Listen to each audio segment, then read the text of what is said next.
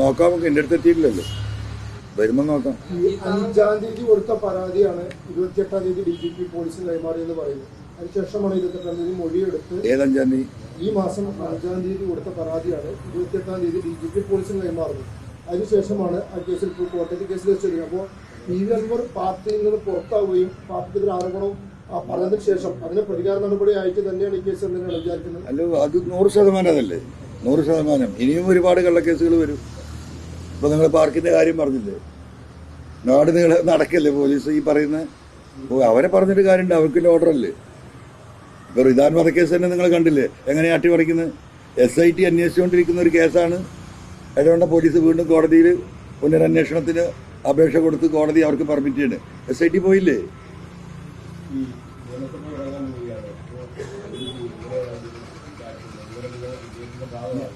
ഞാൻ നിയമസഭ തുടങ്ങുമ്പോൾ ഞാൻ 2 ദിവസം കൂടി കഴിഞ്ഞേ പോവുള്ളൂ. ഈ 1-2 പബ്ലിക് മീറ്റിംഗ് കൂടി കഴിഞ്ഞിട്ട് ഞാൻ പോവുള്ളൂ. പിന്നെ അവിടെ ഒരു കസാല ഉണ്ടാവും വിചാരിക്കുന്നില്ല, ഇങ്ങനെ നിരത്തിയിരിക്കും. എങ്ങനെ രോഗമുണ്ടാകാൻ സാധ്യത കുറവാണ്. ചൂടില്ല. എങ്ങനെ ആരാണ് ശത്രു? ആരാണ് ശത്രു? അതെ അതെ, അല്ല ആ ശത്രുവിൽ ഞാൻ പെടുമെന്ന് ചോദിക്കുക. അത് വേറെ ആരെങ്കിലും ആവോ? പെട്ടുണ്ട്. ആരെല്ലാം എന്തെല്ലാം ചെയ്യണ് എൻ്റെ പ്രശാന്ത്, അതൊക്കെ വഴിക്ക് വരെ പോകും. നമ്മളിങ്ങനെ പോകുന്നവരെ അതെനിക്കറിയില്ല. I don't know. മുന്നത്തേക്ക് പോരെ, ആവശ്യത്തിലായല്ലോ. ശരി. അപ്പോൾ ഒരു മിനിറ്റ് ഒരു കാര്യം പറയാൻ പറ്റുമോ? ഇപ്പം ഇന്ന് മാമിയുടെ യോഗത്തിൻ്റെ വിശദീകരണമാണ് ജനങ്ങളോട് പറയാനുള്ള കാര്യമാണ്. വൈകിട്ട് 6:30 മണിക്ക് മുതലക്കുളം മൈതാനിയിൽ. നാളെ ഏറനാട് മണ്ഡലത്തിൻ്റെ വിശദീകരണ യോഗം നാളെ വൈകുന്നേരം ഈ 6:30 മണിക്ക് അരീക്കോട് ടൗണിലുണ്ട്. മറ്റന്നാൾ ചൊവ്വാഴ്ച, ഇന്ന് തിങ്കൾ അല്ലേ, നാളെ ചൊവ്വ. നാളെ അരീക്കോട്, ബുധൻ മഞ്ചേരി, വ്യാഴം വേങ്ങര, ഈ 3 മണ്ഡലങ്ങളിലും ഇപ്പോൾ യോഗം ഫിക്സ് ചെയ്തിട്ടുണ്ട്. അതിനുശേഷം ബാക്കിയുള്ളത് തീരുമാനിക്കും. ഇല്ലല്ല, റെസ്റ്റ് ഇതൊക്കെ തന്നെ. നിങ്ങൾ റെസ്റ്റ് തന്നാൽ മതി. ക്രമസമാധാന ചുമതലയിൽ നിന്ന് മാറ്റുന്ന അടുത്താണ് ധാരണ വന്നിരിക്കുന്നത്. അങ്ങനെ വന്നു കഴിഞ്ഞാൽ ഒരുപക്ഷെ പാർട്ടിയാണെങ്കിൽ ഇപ്പോൾ CPI ഒക്കെ ആണെങ്കിൽ പിൻവാങ്ങുമെന്ന് വിചാരിക്കുന്നുണ്ടോ?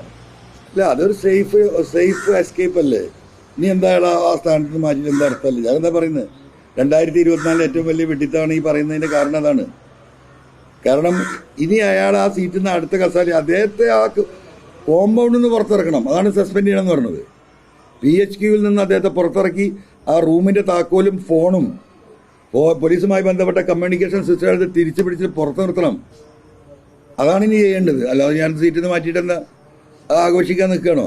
അത്ര വിഡ്ഢികളാണോ കേരളത്തിലെ ജനങ്ങൾ?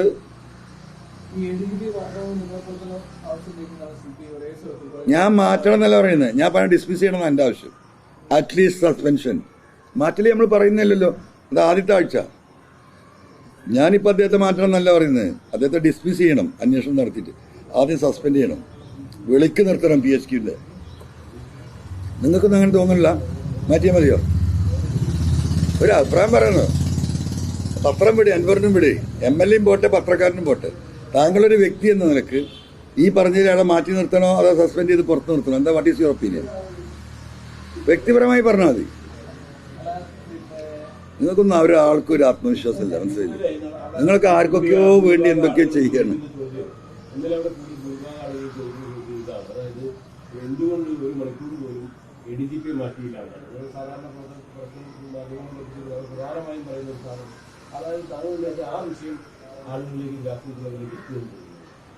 പിന്നെന്താ, ഗ്രാസ് റൂട്ട് ലെവലല്ല അത്. എന്താ പറയുക, ആളുകളുടെ എല്ലാവരുടെ മനസ്സിലുണ്ട്. ഈവൻ ഇപ്പം എൻ്റെ കയ്യും കാലും വെട്ടെന്ന് പറയുന്ന പ്രസംഗിച്ച മുദ്രാവാക്യം വിളിച്ച ആ കുട്ടികളുടെ മനസ്സിലുണ്ട്. അവരൊന്നും ഇപ്പോൾ അവർ സ്വയം വിളിക്കില്ലല്ലോ. ഇത് പരിപാടിക്ക് പോകുന്നതിന് മുമ്പ് വിളിക്കുന്ന മെസ്സേജ് ഇടുന്നു, പരിപാടി കഴിഞ്ഞ് വന്നിട്ട് മെസ്സേജ് ഇടുന്നു, എന്നോടൊക്കെ നിങ്ങളൊന്നും വിചാരിക്കരുതിട്ടോ. ഉറപ്പല്ല, എനിക്ക് അവരുടെ ഒരു വിരോധമില്ല. അവരുടെയൊക്കെ മാനസികാവസ്ഥ നമുക്ക് നന്നായിട്ട് അറിയാം.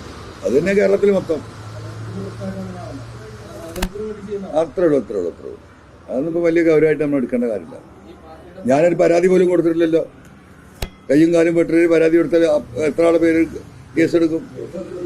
അതെ, ഞാൻ കൊടുത്തിട്ടില്ല. ഞാനത് പലരും പറഞ്ഞു കേസ് കൊടുക്കണം, ഞാൻ കൊടുത്തില്ല. കാരണം എന്തിനാണ് ഇവരാണ് ഇത്രയും കാലം PV Anwar ഉണ്ടാവാതെ വിളിച്ചത്. പിന്നെ എന്നെന്ത് കയ്യും കാലും പെട്ടെന്ന് പറഞ്ഞതിന് അത് അവർ സ്വയം പറയല്ല, പറയിപ്പിക്കുകയാണ്. സ്വയം പറയുകയാണെങ്കിൽ നമുക്ക് ആ വഴിക്കാലോചിക്കായിരുന്നു. അതുകൊണ്ടാണ് അത് വിട്ടത്.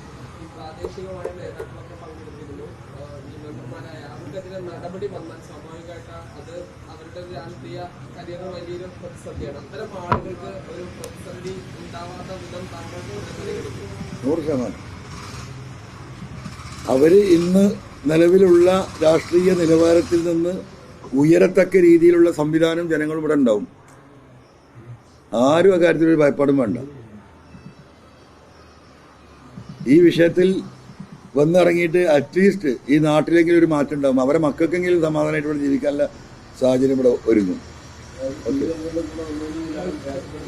ഒരിക്കലും പ്രയാസപ്പെടേണ്ടി വരില്ല. അതുകൊണ്ടാണ് ഈ ജനം നിൽക്കുന്നത്. ഒന്നുമില്ലെങ്കിൽ PV Anwarന്റെ കൂടെ ആളുണ്ടല്ലോ. എന്താ അവരെ കൂടെ ഒന്നുകൊണ്ടാ ഞാൻ പിന്നിൽ നിന്നൊന്നും നയിക്കാറില്ല. എൻ്റെ ജീവിതത്തിൽ അത് ഉണ്ടായിട്ടില്ല. എന്ത് റിസ്ക്കും ഞാൻ ഒറ്റയ്ക്ക് മുന്നിൽ നിന്നാണ് ഞാൻ നയിക്കാറ്. ഇതും അത് തന്നെയായി ഇന്ന്. അതുകൊണ്ട് തന്നെയാണ് ആളുകൾ വിശ്വസിച്ച് എൻ്റെ കൂടെ നിൽക്കുന്നത്. നീ പോയിട്ട് അതങ്ങോട്ട് ചെയ്യുന്നിട്ട് ഞാൻ വരാമെന്ന് പറയുന്നില്ല. ഞാൻ നേരിട്ട് പോയിട്ട് ചെയ്തിട്ട് നീ ഇങ്ങോട്ട് വാന്നാ ഞാൻ പറയാറ്. അതാണ് എൻ്റെ രാഷ്ട്രീയം. അതിപ്പോൾ ഇന്നും ഇന്നലെ തുടങ്ങിയല്ലോ. 57 വയസ്സായി. ഏറ്റവും ചുരുങ്ങിയ 15 വയസ്സിൽ തുടങ്ങിയിട്ടില്ല സ്കൂൾ ലീഡറായ അന്ന് തൊട്ടിട്ട്. അപ്പോൾ എത്ര വയസ്സായി? 57 15 കഴിച്ചാൽ 42 കൊല്ലമായില്ലേ ഈ ഏർപ്പാട് തുടങ്ങിയിട്ട് ഏറ്റവും ചുരുങ്ങി. അപ്പോൾ അന്ന് തൊട്ട് നമ്മൾ എടുക്കുന്ന സ്റ്റാൻഡ് അതാണ്. ഓക്കെ. അല്ല, CPM എല്ലാ നിലക്കും ബാധിക്കണമെന്ന് ഞാൻ പറഞ്ഞിട്ടില്ലല്ലോ. നമ്മളങ്ങനെ ആഗ്രഹിച്ചിട്ടുമില്ല. നമ്മളങ്ങനെ ആഗ്രഹിക്കുന്നുണ്ടെങ്കിൽ ഞാൻ പറഞ്ഞില്ലേ ഈ AKG സെൻറ്റർ പൊളിച്ചു പോരേണ്ടി വരും. ഞാൻ അതിലേക്കൊന്നും പോകണില്ല. ഈ സംവിധാനം, ഈ കമ്മ്യൂണിസ്റ്റ് പ്രസ്ഥാനം, ബാക്കിയുള്ളതും ഈ എന്താ പറയുക ഈ ഫാസിസത്തിനെതിരെ പോരാടുന്ന നല്ലവരായ സംശുദ്ധരായ ഒരുപാട് കമ്മ്യൂണിസ്റ്റുകാരുള്ളൊരു നാടാണ് കേരളം. അവർക്ക് എന്നെ കൊണ്ടൊരു ക്ഷീണം പറ്റരുത് എന്ന് ഞാൻ ആഗ്രഹിക്കുന്നുണ്ട്. ഈ പറയുന്ന വർഗീയ രാഷ്ട്രീയവുമായി ഇഴകിച്ചേർന്ന് അണ്ടർഗ്രൗണ്ട് ധാര ഈ നെക്സസുമായി പ്രവർത്തിക്കുന്നവർക്കെതിരാണ് ഞാൻ പറയുന്നത്. ഇത്രേ ഉള്ളൂ. ഇല്ല മറ്റു ഘടകങ്ങൾ CPI ഗവൺമെന്റ് വിഷയങ്ങൾ തുടർച്ചയായി വിനിയോഗിച്ചും ADGP മാത്രം ഉൾപ്പെടെയുള്ള കാര്യം പറയുന്നത് താങ്കളുടെ ഹോം കോൺസ്റ്റിറ്റ്യുവൻസിയും CPIയുടെ മണ്ഡലമാണ്. മറ്റേ CPM വിട്ട് അതിന്റെ ഘടകകക്ഷികളുമായിട്ട് എന്തെങ്കിലും കാണുന്നില്ല. എന്തിപ്പെന്നറിയോ, മനുഷ്യനോടൊന്നും പറഞ്ഞാൽ വിശ്വസിക്കാത്ത കാലം. നിങ്ങൾ മുമ്പും ചോദിക്കും നിങ്ങളെ കൂടെ ആരാ, പിന്നിലാരാ. നിങ്ങൾ എന്തൊക്കെ അനലൈസ് ചെയ്തു അവരായിരിക്കും ഇവരായിരിക്കും. ഒരു ഘട്ടത്തിൽ പറഞ്ഞ മുഖ്യമന്ത്രി ആയിരിക്കും, മുഖ്യമന്ത്രിനെ പറയിപ്പിക്കുകയായിരിക്കും. ഇപ്പം ഇനി വേറെ ആരെങ്കിലും ആണോ? ഞാനൊരു മനുഷ്യനിങ്ങനെ പോകുന്നു. ഇത് ജനങ്ങളുമായിട്ടൊരു കൂടിയാലോചനയ്ക്ക് ശേഷം നമുക്ക് തീരുമാനം എടുക്കാം. അത്രേ ഉള്ളൂ. എനിക്കതിൽ ബേജാറില്ല. ഈ 3 അക്ഷരമല്ല ഇപ്പോൾ മനുഷ്യൻ എന്തൊക്കെയാണ് പേടി. ഇപ്പോൾ ഒരു MLA നിലയ്ക്ക് ഈ 3 അക്ഷരം അത് നാളെ രാവിലെ വേണമെങ്കിൽ കൊടുക്കാൻ ഞാൻ തയ്യാറ്. മനസ്സിലായില്ലേ? രണ്ടാമത്തെ പ്രശ്നം എന്താ? ജയിലിൽ അടക്കപ്പെടുമോ? ഞാൻ റെഡി. ഞാൻ പറഞ്ഞല്ലോ, ഞാൻ നമ്മളെ ബന്ധുക്കളോട് അങ്ങനെ പോവുകയാണെങ്കിൽ ഞാൻ ഇടയ്ക്ക് സിഗരറ്റ് വലിക്കലുണ്ട്. ജയിലിൽ സിഗരറ്റ് കിട്ടില്ല. നല്ല ശീലമെന്നുള്ള അഭിപ്രായം കൊണ്ടല്ല, അതിപ്പോൾ അങ്ങനെ ശീലിച്ചു പോയി പാരമ്പര്യമായിട്ട്. നിങ്ങൾ സിഗരറ്റ് എത്തിച്ചേരണമെന്ന് അത്ര എനിക്ക് ആവശ്യമില്ല. ബാക്കിയുള്ളതൊക്കെ അവിടെ ഉണ്ടാവും. മൂന്നാമത്തെ കാര്യം എന്താ? ചിലപ്പോൾ ഇവർ കൊല ചെയ്യപ്പെടും. അത് പ്രശ്നമില്ലെങ്കിൽ പിന്നെ എനിക്കെന്താണെന്ന്. പിന്നെ പ്രതിപക്ഷ നേതാവിനോട് നിയമസഭയിൽ പറഞ്ഞതുപോലെ ഇപ്പം എന്താ പാർക്ക് എന്താ പൊളിക്കുന്നുണ്ടെന്ന് പറഞ്ഞത്. ഞാൻ പറഞ്ഞു എനിക്കൊരു കുമ്പിൾ കഞ്ഞിയും ഉണക്കമീനും ഒരു തോർത്തുകൊണ്ടുണ്ടെങ്കിൽ ഞാൻ ജീവിക്കുമെന്ന് പറഞ്ഞു. പിന്നെ എനിക്കെന്ത് പേടിക്കാനാണ്? പിന്നെ പേടിക്കേണ്ട മക്കളെയും ഭാര്യമാരെയും കാര്യത്തില്ല. ഓലിക്കൊരു പേടിയില്ല, നിങ്ങൾ പൊയ്ക്കോന്നാ പറഞ്ഞു. എത്ര